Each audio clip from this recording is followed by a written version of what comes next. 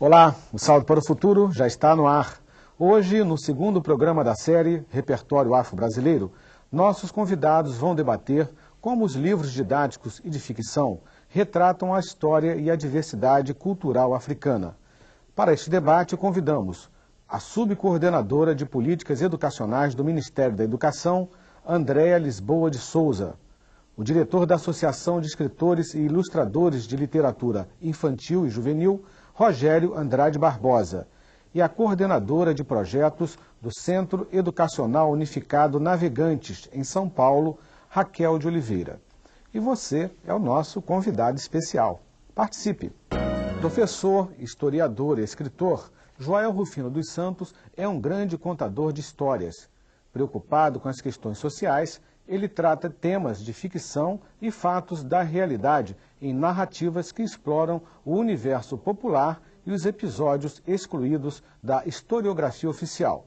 Entre os assuntos pesquisados se destacam os de origem afro-brasileira e africana.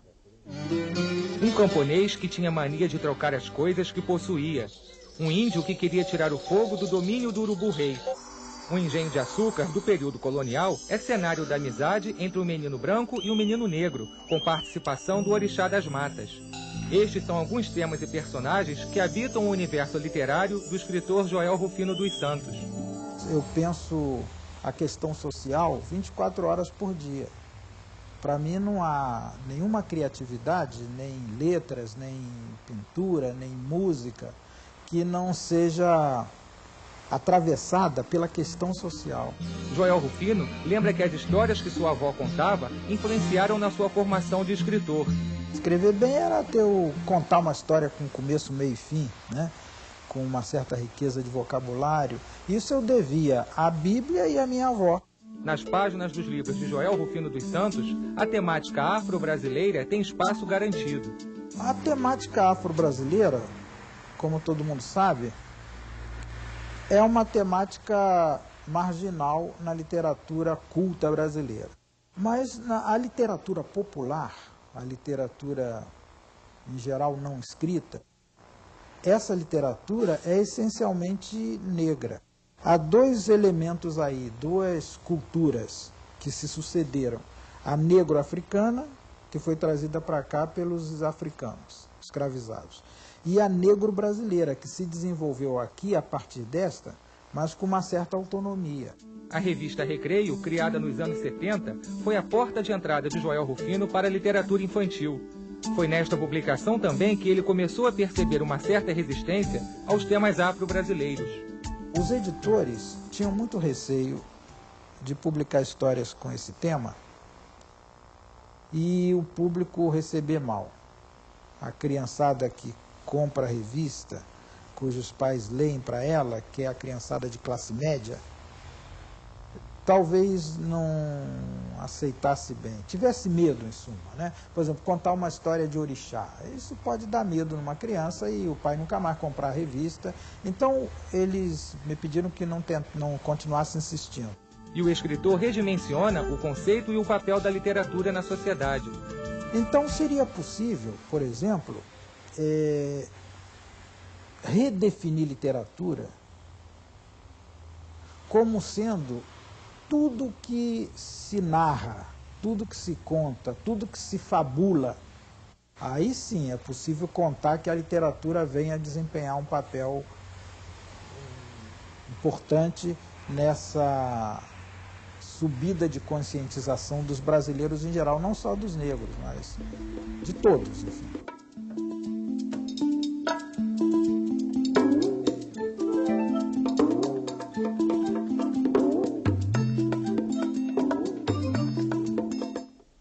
Andréa, Rogério, Raquel, muito obrigado pela presença. Andréa, no filme, no vídeo que acabamos de assistir, o escritor Joel Rufino, ele relata qual é a importância, né, da oralidade para difundir a cultura afro-brasileira e também, no finalzinho do vídeo, nós acompanhamos um pouquinho de um de seus trabalhos, O Presente de Ossanha. Eu queria que você falasse um pouquinho também dessa questão envolvendo a oralidade e quando o Joel Rufino relata que alguns editores resistiam um pouco ao fato dele poder escrever sobre os orixás. E o Presente de Ossanha acabou se transformando num livro de referência hoje, né? Sim, inicialmente eu gostaria de desejar uma boa noite aos cursistas da TV Escola, dizer que é um prazer estar participando desse programa, né, para falar um pouco sobre a cultura afro-brasileira. Bom, nesse vídeo, Presente de Ossanha, eu acho que é fundamental, e o Joel Rufino sabe fazer isso muito bem, é resgatar a tradição oral. Toda a nossa cultura, ela parte de uma tradição oral como forma de conhecimento, como forma de herança, que foram heranças, né, que vieram dos nossos ancestrais, primeiramente, mas também dos africanos que foram escravizados aqui no Brasil. Essa obra, O Presente de Ossanha, ela traz uma contribuição muito grande para a literatura e para a cultura afro-brasileira, na medida em que ela trabalha com a mitologia dos orixás. Ossanha é um orixá, né, que guarda o segredo das plantas, né? Ele é o orixá também que está muito ligado ao trabalho com o meio ambiente, a cultura da terra, né? Há todo um cuidado que nós devemos ter com a terra, porque a terra é um elemento sagrado para essa cultura, né? Quando ele fala da resistência dos editores em relação a trabalhar com a temática negra, eu acho que essa resistência ela ainda permanece, né, e ela é um desafio para a sociedade brasileira, ela é um desafio para os educadores e para os editores, que é de abrir o mercado editorial para que os autores negros possam escrever e possam publicar, para que nós possamos ter acesso ao pensamento negro, às formas de ser, de viver e de pensar, né, que é totalmente diferente da cultura eurocêntrica, que está muito presente no currículo da educação básica. Perfeito. Rogério, como autor de vários livros importantes na temática afro-brasileira, como você encara hoje o interesse despertado pelo assunto a partir da Lei 10.639? Ou seja, como esse tema vem sendo trabalhado, não só em função da lei, mas também pela importância que se tem no estudo da cultura e da história afro-brasileira e da história africana. Primeiramente, meu boa noite também a todos os professores, professoras, cursistas espalhados pelo Brasil afora. Bom, a lei, ela veio em boa hora, é uma lei assim importantíssima, né? Não é uma lei, é uma lei fruto de toda uma luta, de toda uma militância do movimento negro ao longo dos últimos anos.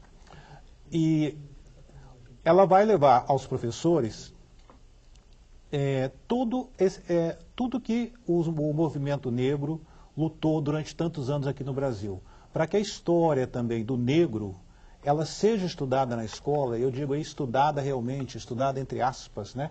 Porque até agora ela foi pouco estudada.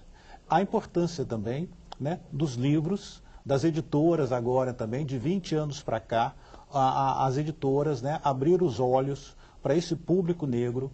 E é importante, principalmente, para os jovens leitores, que eles se vejam refletidos nas páginas desses livros.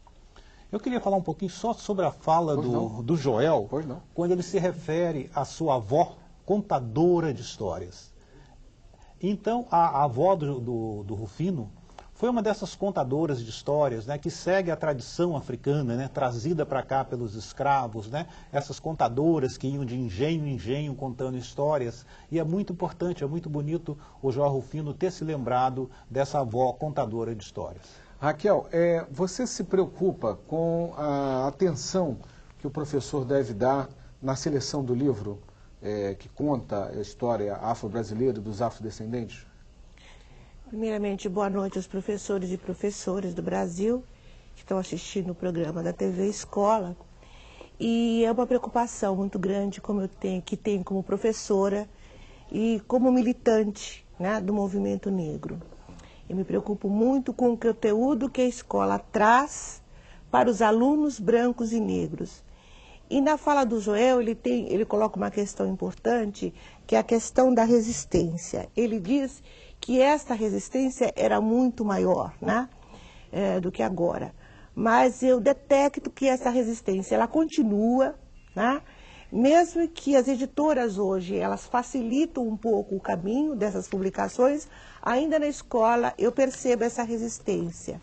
Os professores, por força da transformação social e até por força desta lei, né, que o movimento negro lutou há 30 anos nós lutamos para que tenha a história de Zumbi na escola, a história da África.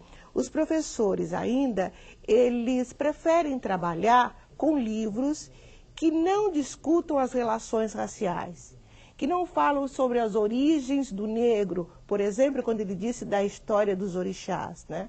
Eu passei muito tempo na escola sem ouvir essa história e com medo de ouvir essa história, como o Joel Rufino disse. Mas cabe a nós, professores, desmistificar este medo e trazer para dentro da escola histórias completas, né? Não fragmentos de história.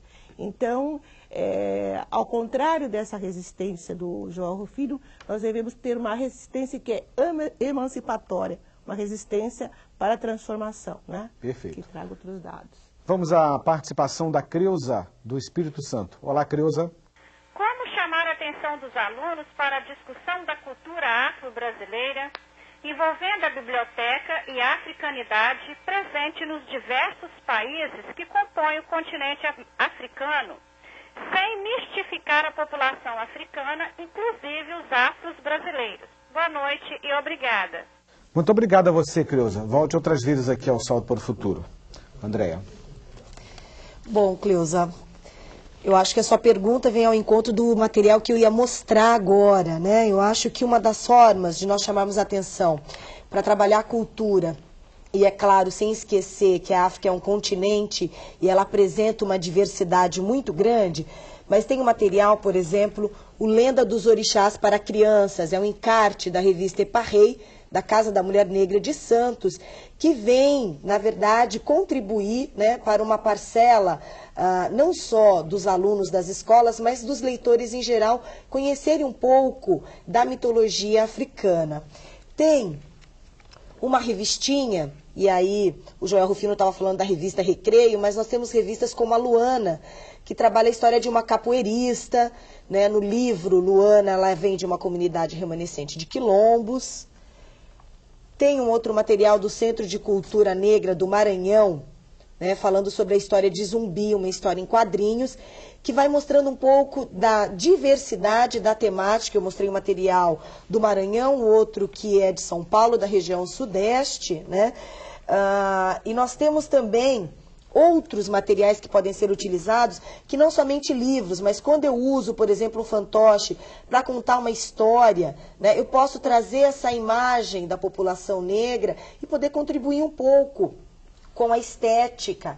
Eu posso mostrar a diversidade até na vestimenta, no jeito de ser, nas histórias contadas, né? Eu espero ter contribuído um pouco para os seus questionamentos. Perfeito.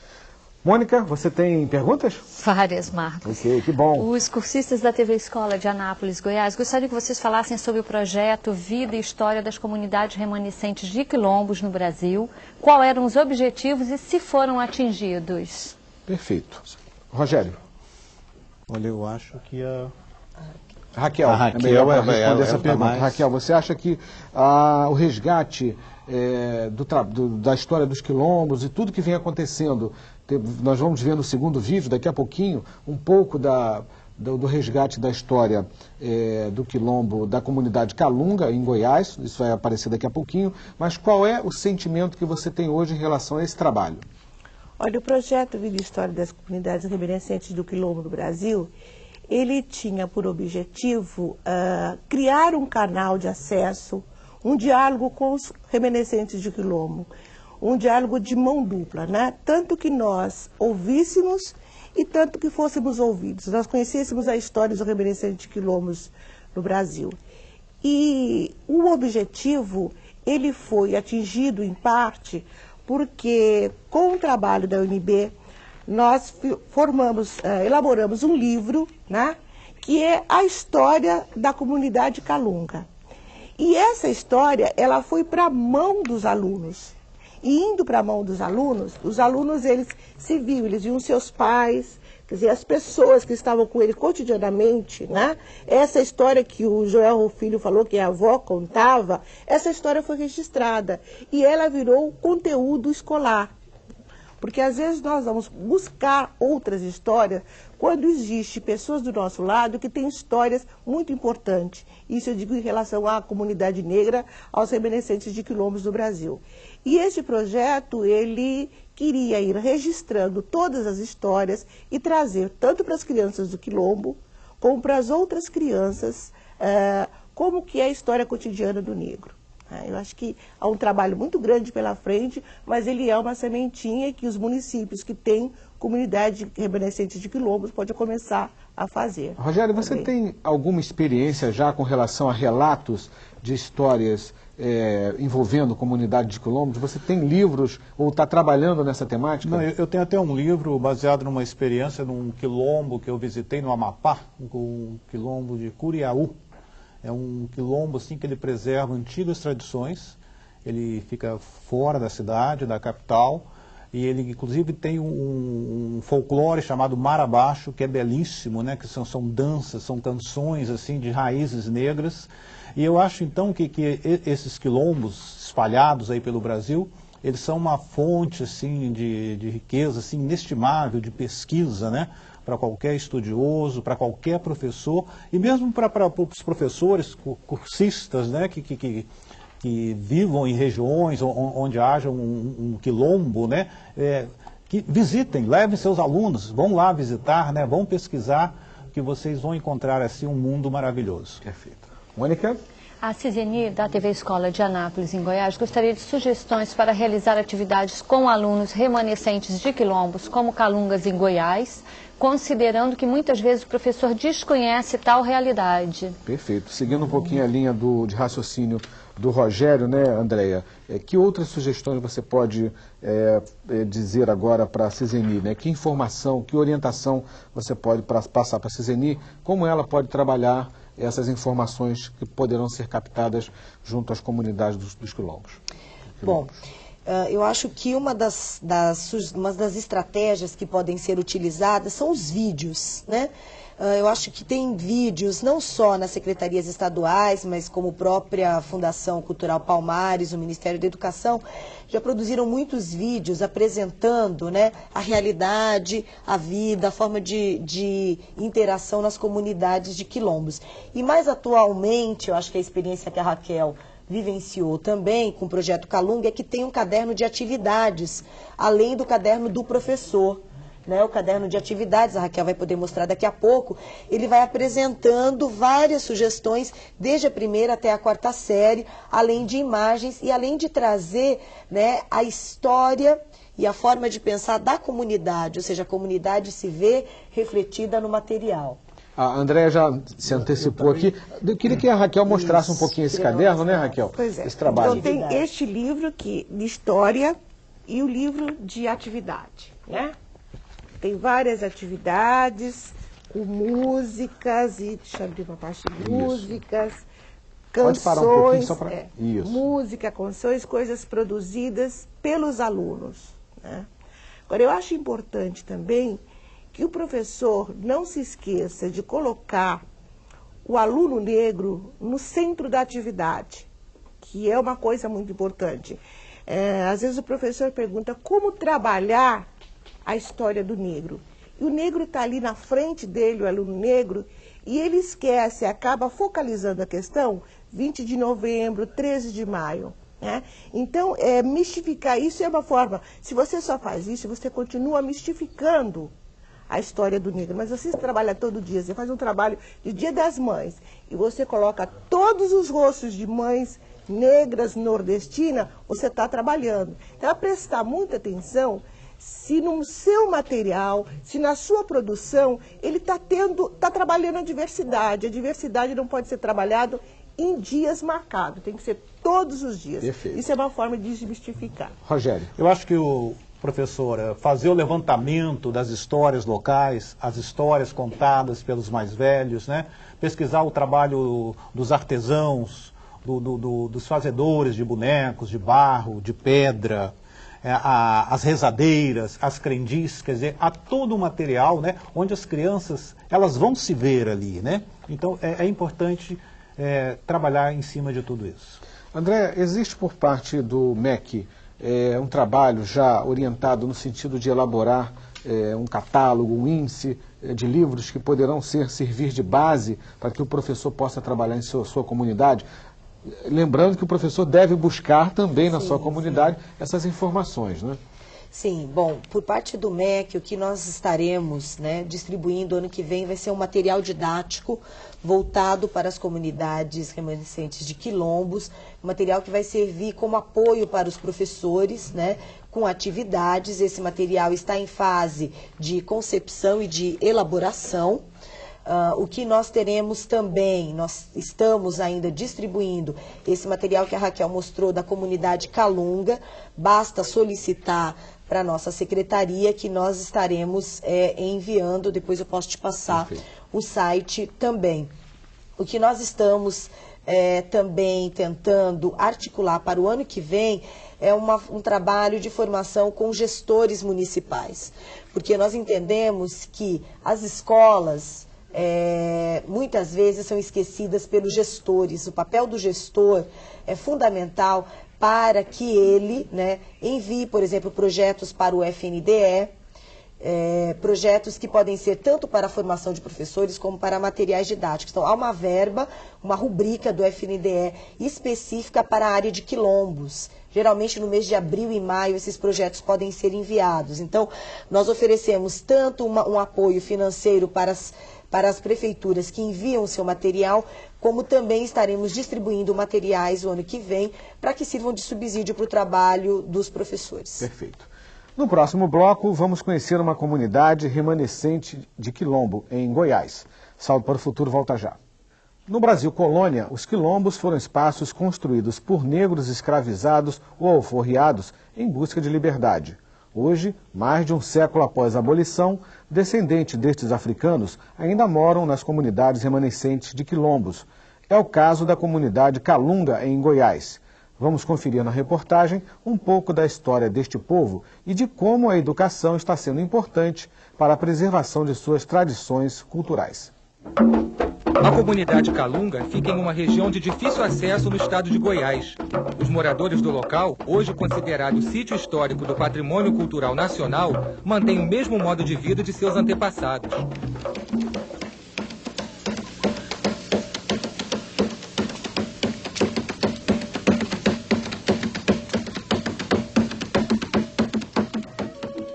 A maioria dos adultos oriundos de culturas orais não sabe ler nem escrever. As escolas dentro do território Calunga oferecem apenas até a 4ª série do ensino fundamental. Ainda assim, muitas crianças chegam a percorrer quase 40 quilômetros para chegar à sala de aula em outros municípios. Esses e outros motivos dificultavam a manutenção da cultura e das tradições calungas. Eu não sei, mas quero que ele aprenda. Porque a criança fica desenvolvida, aprende a ler, aprende a conversar, conhecer as pessoas. O Núcleo de Estudos Afro-Brasileiros da Universidade de Brasília criou um grupo de trabalho para desenvolver um projeto com os calungas. O resultado foi a elaboração do material didático Uma História do Povo Calunga, em parceria com o Ministério da Educação. Composto por livros de leitura, caderno de atividades e encarte para o professor, o material tem por objetivo valorizar a cultura dos calungas e apresentá-lo aos estudantes da região e de todo o país. Nós não podemos renegar esse passado que faz parte do presente. Então, para levar para a sala de aula, seria interessante que os alunos se sentissem parte dessa história. Parte de uma história que eles, às vezes, não desconhecem. Os professores da região fizeram um curso de 120 horas para conhecer um pouco mais sobre os calungas e discutir estratégias de utilização do material. A gente que mora aqui, muitas vezes não tem essa oportunidade de ter realmente o conhecimento de trabalhar com eles, né? E com um livro desse aqui, além da gente ter o conhecimento toda a história dele, a gente vai ter mais um instrumento pedagógico para trabalhar com eles. Então, eu acho muito bom. Normalmente esse livro didático aparece só crianças, pessoas de cor branca, clara. E a gente trabalha com a realidade, quem trabalha no Calunga que conhece essa realidade. Como eu sou filha do Calunga, trabalho lá também na educação. Então eu acho que é bem gratificante, vamos render bem mais o nosso trabalho. A partir do momento que o professor leva um referencial diferente da África, o que foi resistência dos quilombos e como o povo negro reconstruiu essa sociedade e contribuiu para que ela estivesse neste momento, as crianças deste território começam a fortalecer a sua identidade. O trabalho de pesquisa da equipe da UNB também resultou em uma exposição de fotos, registro visual dos costumes, crenças, festas. Muitos moradores da comunidade Calunga compareceram à inauguração.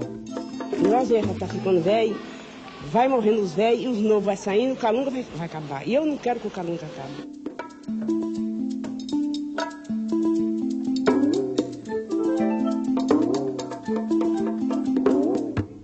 Raquel, aprofundando um pouquinho o seu raciocínio no vídeo que acabamos de assistir e reforçando um pouco a ideia da dona Procópia, que não quer que a história do povo dela acabe, você está convencida de que esse caminho sustenta e qualifica todo um trabalho de preservação e de resgate. Outras comunidades devem seguir esse mesmo caminho? Devem seguir e fazer esse trabalho. Pois é, nós temos, conforme dados da Fundação Cultural Palmares, 743 comunidades que foram identificadas. O trabalho da UNB hoje, ele diz que já tem mais de 1000 comunidades. Então, são muitas comunidades. É uma história que o Brasil desconhece, né? E essa história, ela precisa ser contada. E contada numa pesquisa que não é aquela pesquisa que se vai lá e escreve somente o que o pesquisador pensa, mas contada de um modo, eu digo, coloquial, onde você coloca a produção do aluno aqui. Eu acho que esse é um grande caminho de trabalhar e de rever a história do Brasil. Não é nem a história do negro, mas a história do negro, do Brasil, que nós precisamos fazer através de trabalhar as histórias do quilombo. Tá? Ok, Raquel, obrigado. Vamos à participação do James, de Tocantins. Olá, James. Olá, Marcos, Angélica, Mônica, professores convidados e cursistas do Salto em todo o país. Sou o professor James Aguiar Araújo, orientador de aprendizagem do teleposto da Escola Estadual Bartolomeu Bueno da Silva, em Carmolândia, Tocantins. Meu questionamento é o seguinte: até que ponto a imagem retratada dos negros nos livros didáticos, de certa forma mascarada ao longo do tempo, contribuíram para a formação de uma cultura nacional que discrimina e exclui? Boa noite e até a próxima. Ok, James, até a próxima. Rogério. James, a sua pergunta é muito importante, porque realmente não é só o texto, né, que discrimina, principalmente a ilustração. A ilustração, quando ela é mal feita, né, ela faz o quê? Com que a criança negra, ou também a criança indígena também, quando ela não vê se refletida ali no livro, né, que ela não queira ler aquele livro.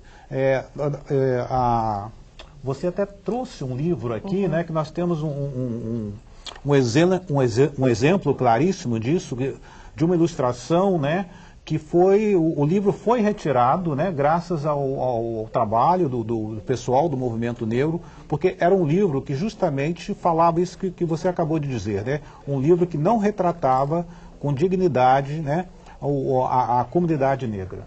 Perfeito. Mônica, outras perguntas? A professora Tereza Cristina, do Espírito Santo, quer saber como analisar a questão dos estereótipos nos livros de literatura. Perfeito. Andréia. Boa noite, Tereza. Sua pergunta tem tudo a ver com a minha pesquisa e com os cursos que eu ministro, né?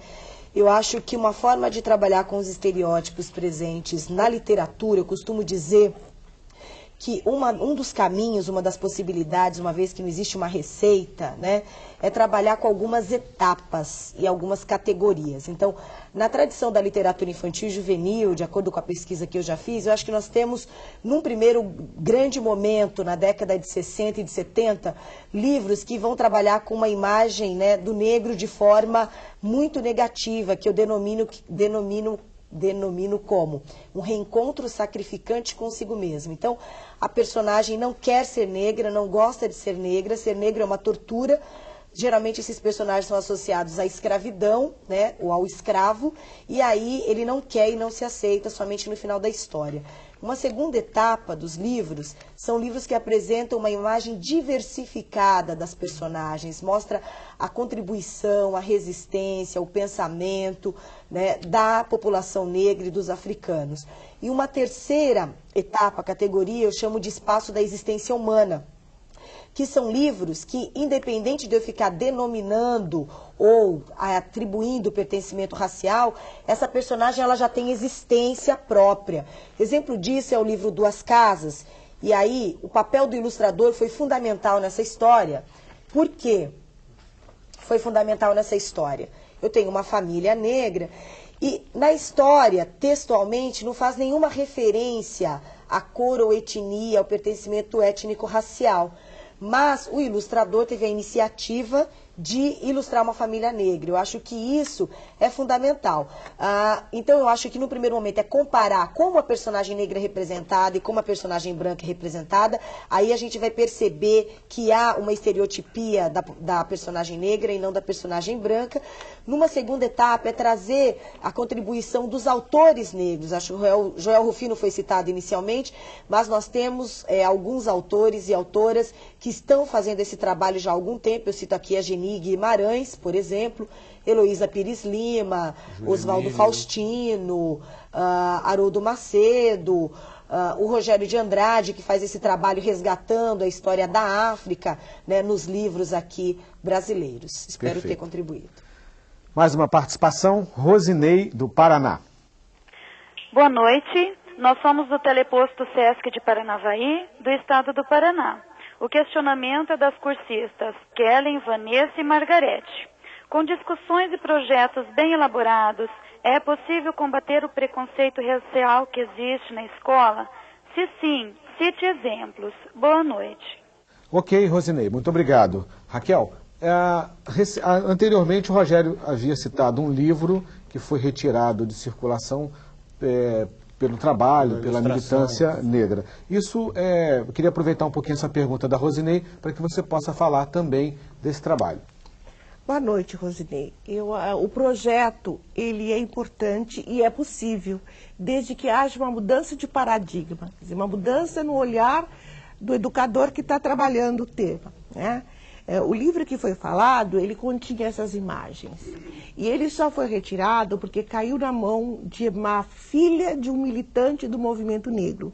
Mas o livro já circulava há alguns tempos na escola, né? E o que acontece? O professor, às vezes, ele não consegue enxergar que uma imagem dessa, ele está com um projeto bom, né? Mas como ele não mudou o olhar dele ainda, ele não consegue enxergar que essas imagens, e às vezes o conteúdo do livro, que ele começa assim: Banzo, Tronco e Senzala conta a história dos negros africanos no Brasil, traídos e vendidos por sua própria raça. Então, era um livro que, além da imagem de outros conteúdos que tem aqui, ele culpabilizava o próprio negro pela sua situação.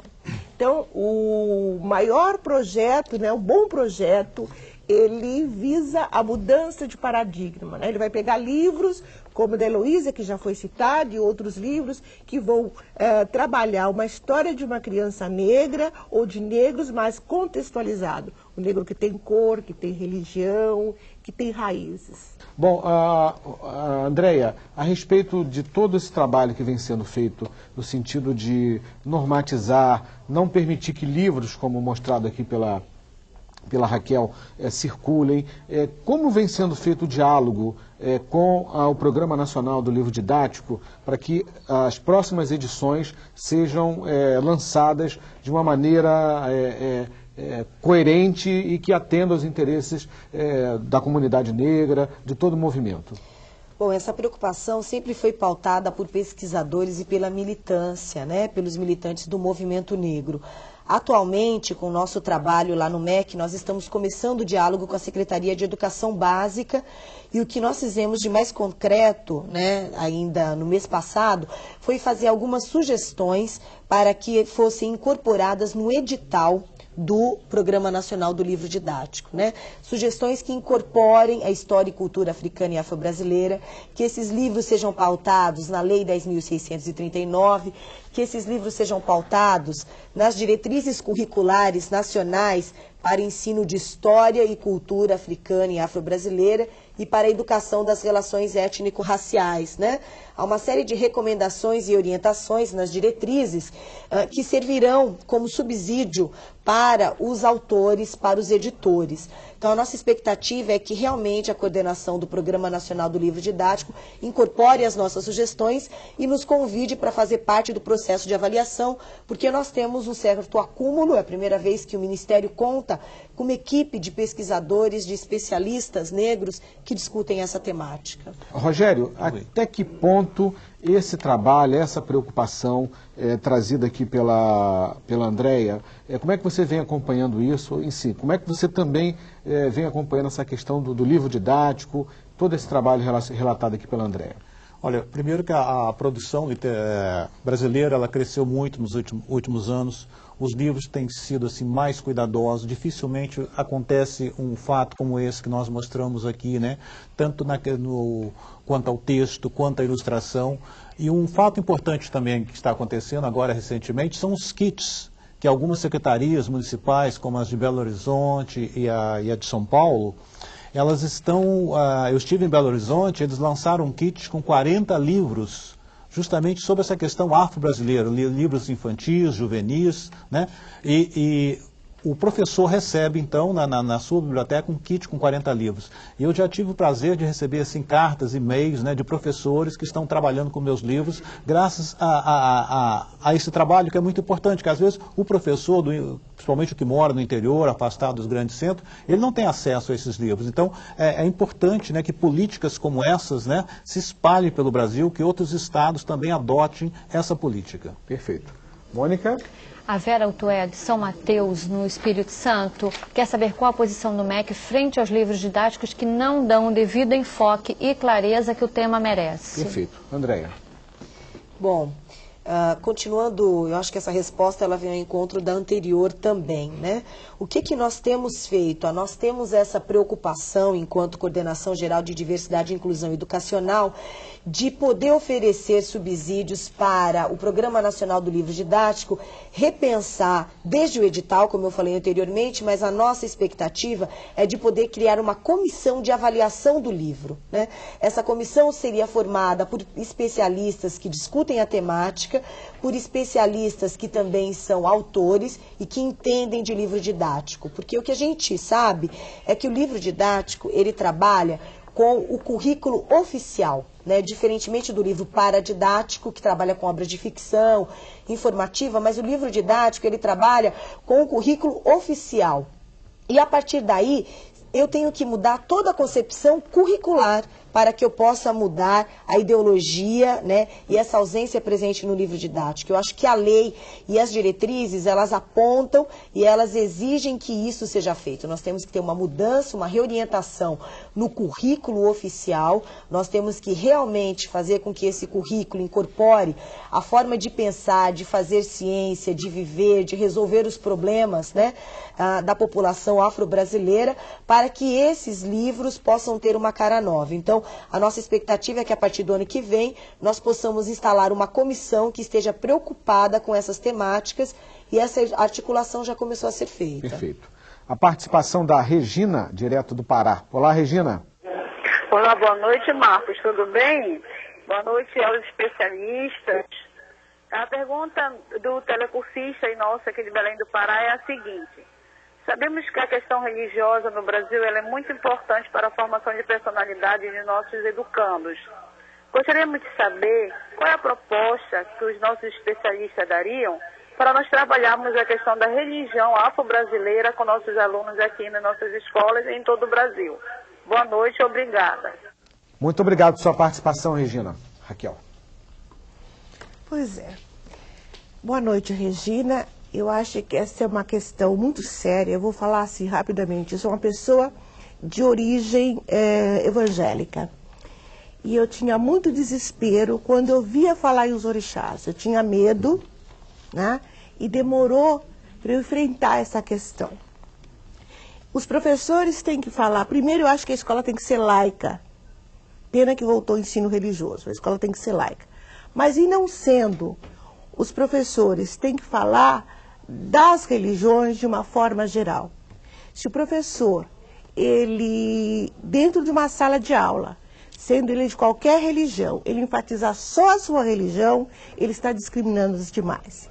E em relação às religiões afro-brasileiras, ainda fica muito mais complicado, porque nós temos toda uma mídia, né, que todos os dias fala contra as religiões afro-brasileiras. Então, eu acho que o professor tem que abrir, mesmo que ele não entenda os fundamentos da religião, ele tem que abrir uma discussão e procurar pesquisar e não deixar que os alunos usem termos como macumba, que normalmente, para ofender uns aos outros, o aluno acaba chamando mesmo você uma nega macumbeira. Então ele chama para começar a discutir o que quer dizer macumbeira, o que quer dizer isso. E que ele está, de uma certa forma, prejudicando toda a formação de identidade de uma etnia.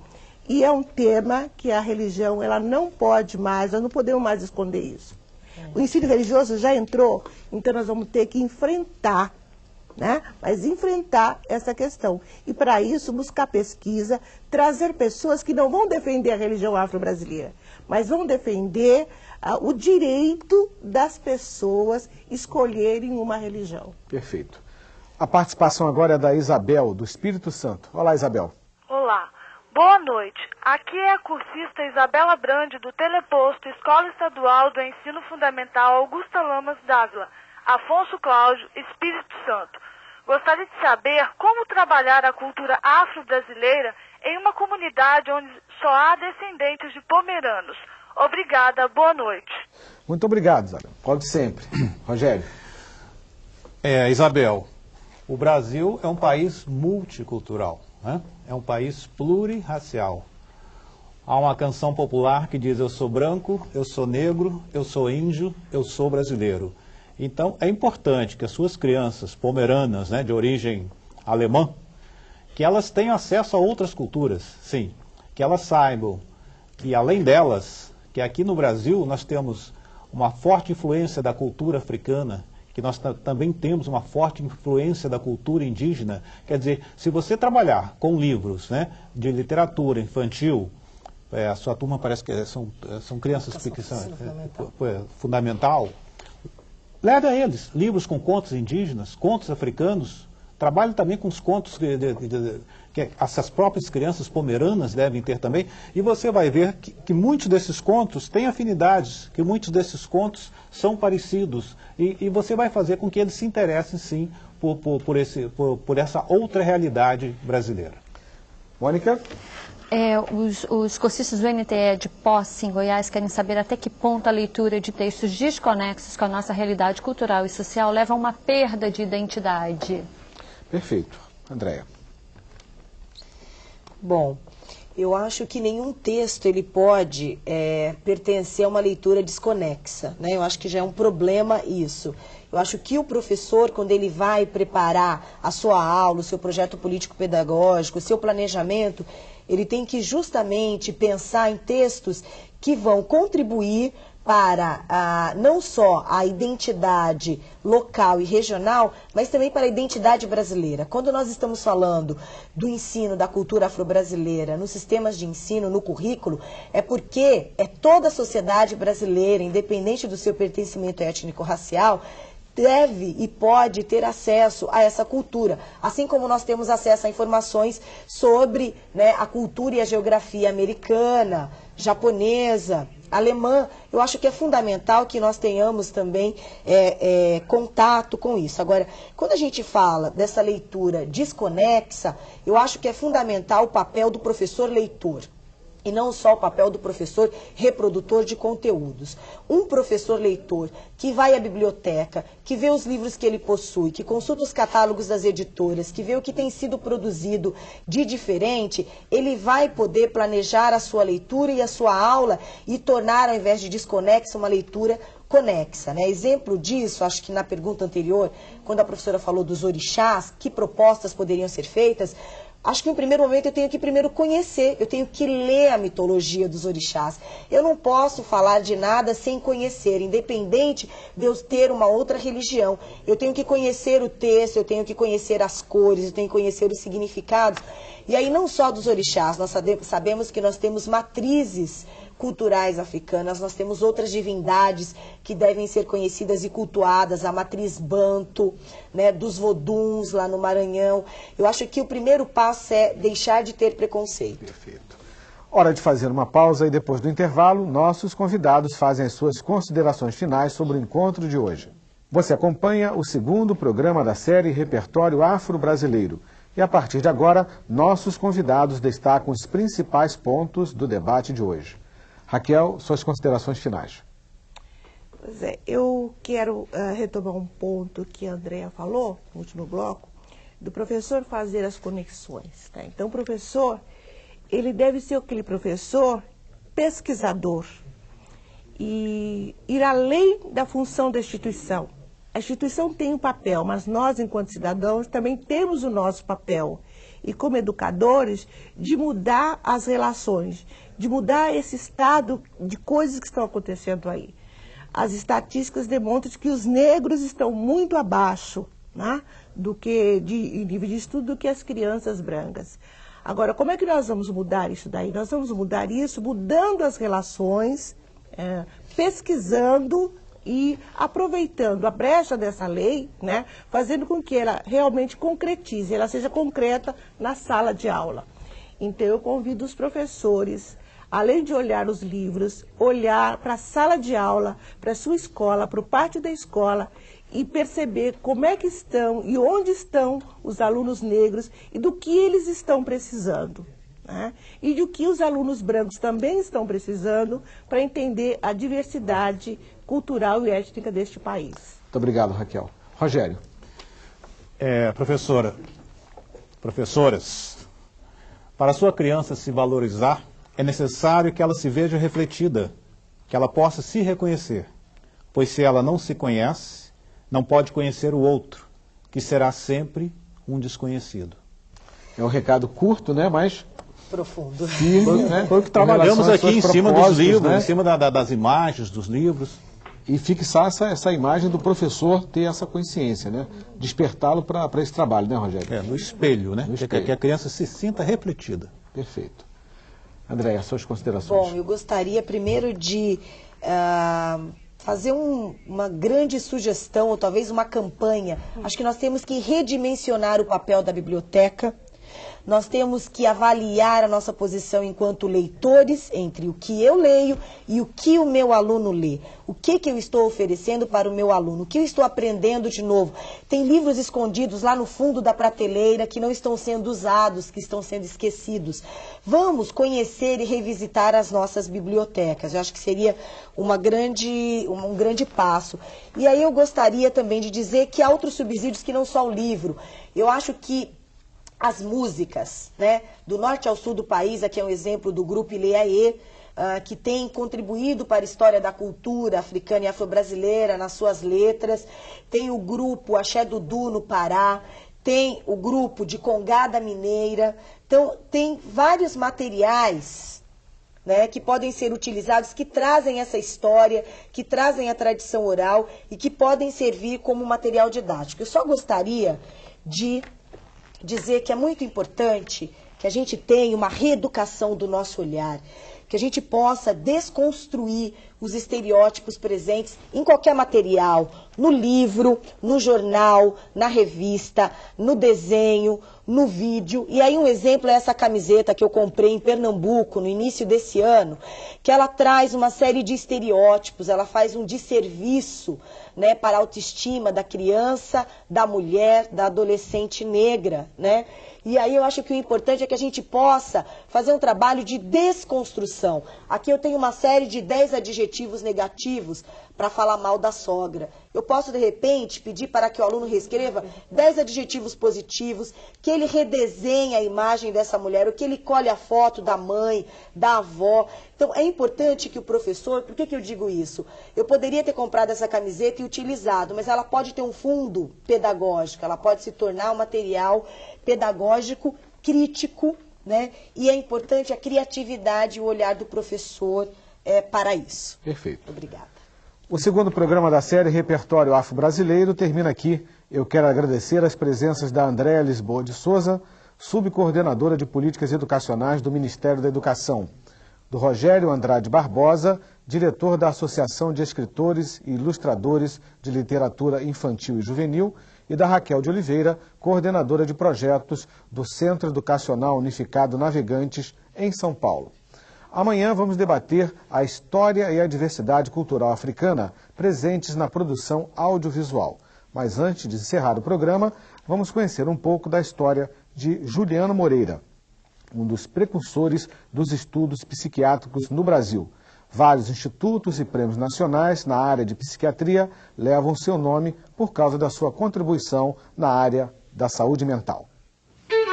1873 é o ano de nascimento daquele que viria a ser o médico psiquiatra Juliano Moreira. 13 anos depois, ainda adolescente, ingressa na Faculdade de Medicina da Bahia, na qual se torna professor alguns anos mais tarde.